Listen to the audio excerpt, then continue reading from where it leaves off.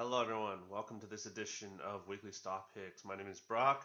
This is for the week of 119.21 to 122.21. This is for this upcoming week, which we have a holiday on Monday. No trading on Monday. So I want to thank you guys all for following me and listening to my advice. I appreciate all the questions. I get back to them as soon as I can. So right off the bat, let's start with our S&P 500 chart.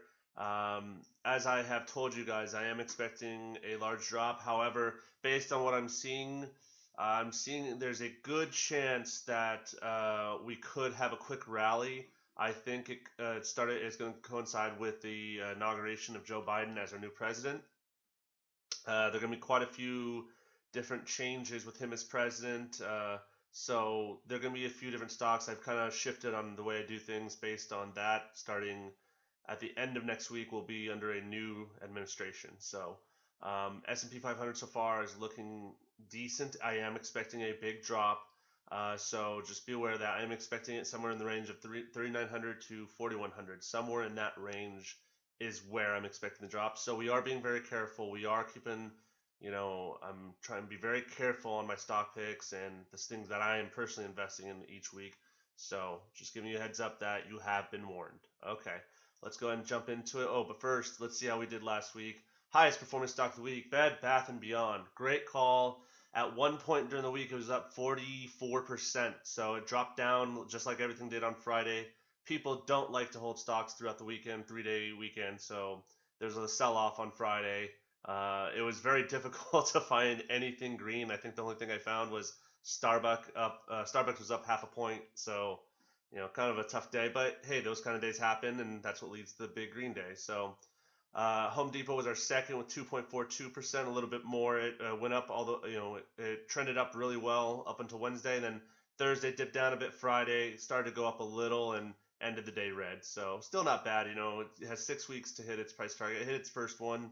Bed Bath & Beyond hit all three, and so therefore, if you would have bought Bed Bath & Beyond when I first introduced it on my stock picks and kept it until it hit its third price target, you would have made $50 if you bought 10 shares. So not bad, pretty good.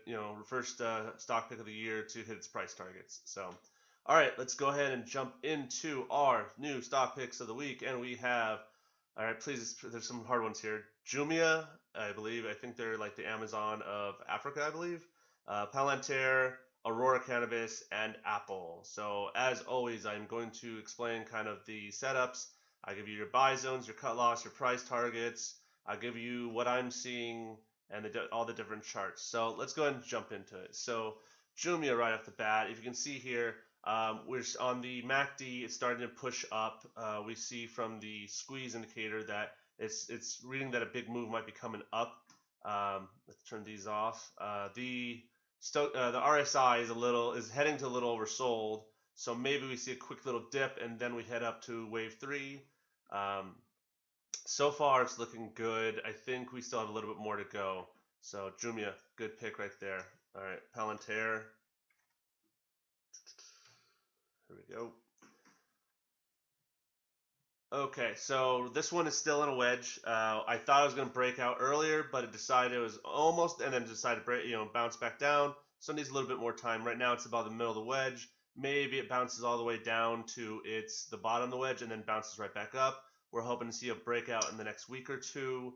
I do know that Kathy Wood, the CIO of ARK Investment, has been buying or looking at this. So I believe they bought. I believe that's what I read. So when someone that good is looking at the same stock as you, that's a good sign. So let's take a look at the indicators.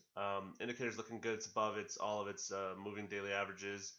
It's about in the lower half the RSI, so it says that a big move coming.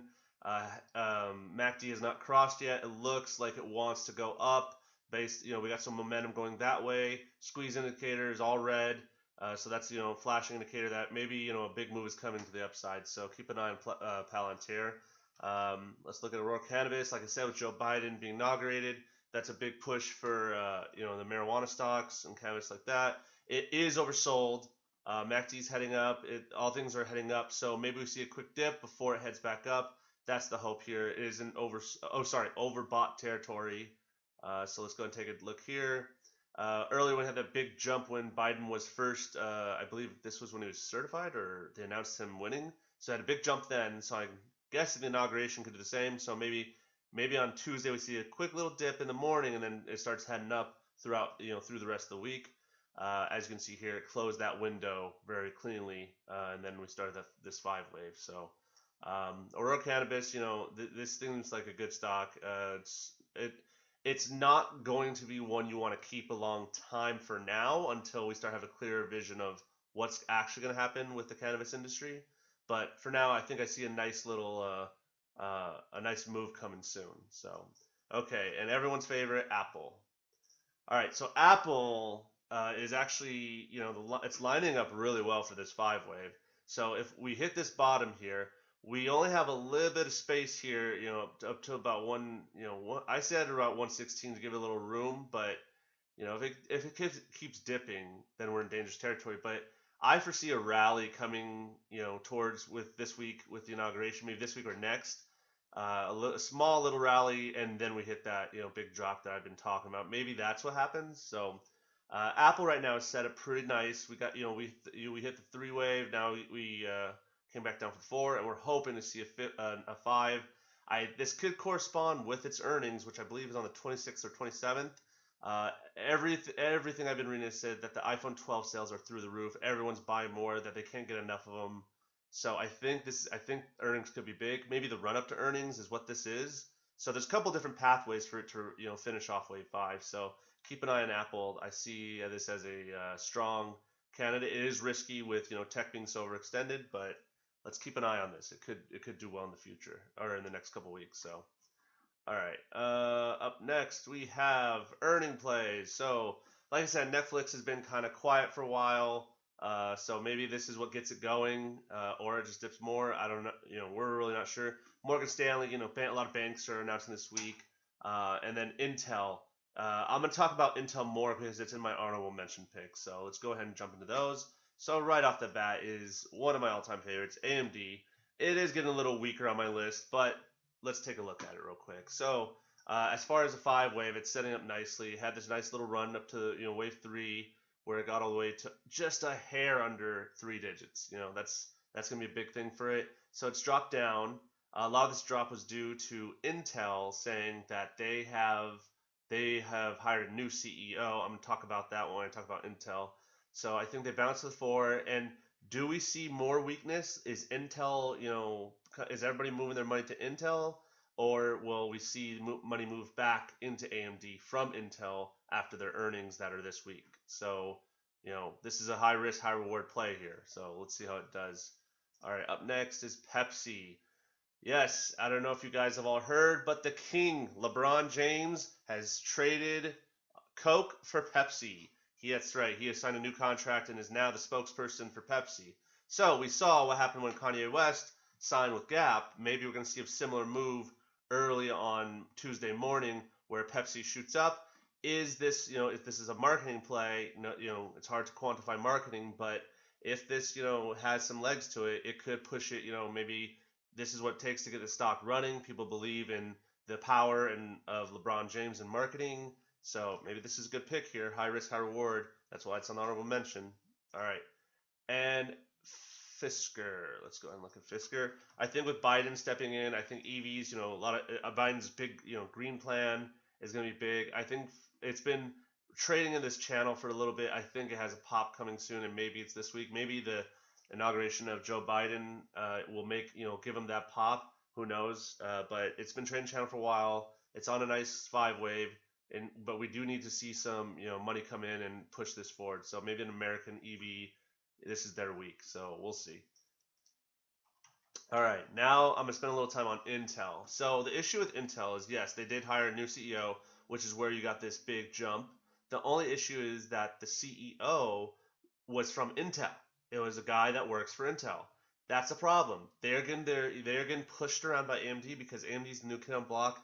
They have fresh new thinking. They have fresh ideas. They're seeing things outside the box. I don't like the pick for CEO. I think they should have gone outside the company.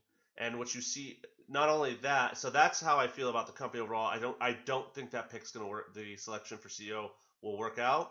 and we're gonna see. I think in earnings, if they have bad earnings, I see them closing this window here with this huge gap, and you know, does all the money go back? Then all the money leave Intel and go back into AMD? If that's the case, then AMD will shoot up.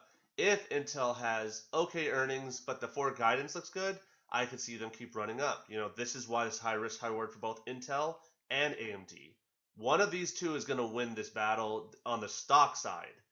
On the street side, on the actual reality of the companies, it's not even close. Intel is the big, has been there longer, but AMD is the new kid on the block and is just wiping the floor with Intel right now. I can tell you from a business perspective, AMD is set up extremely well for the future. Intel is not. And I can tell you right, and for those of you who said that, I know they'll always comment, oh, well, Intel was there first. Well, guess what? Yahoo search was there before Google. Who is more relevant now? See what I mean? So let's just keep an eye on this. But one strange trend I'm seeing here is that every single time that Intel goes up, it then goes down. When up, comes down. When up, is it going to come back down again? So it has this gap below. That's kind of a concern. But, let's see what happens with the earnings. All right. And so those are my honorable mention, earning plays, and stock picks of the week. I thank you all for tuning in, and I appreciate all the questions and stuff. I apologize for not getting back to you as fast as I can. I'm getting more followers and more messages now. So if any of you guys are new, have questions, please message me, and I will get back to you.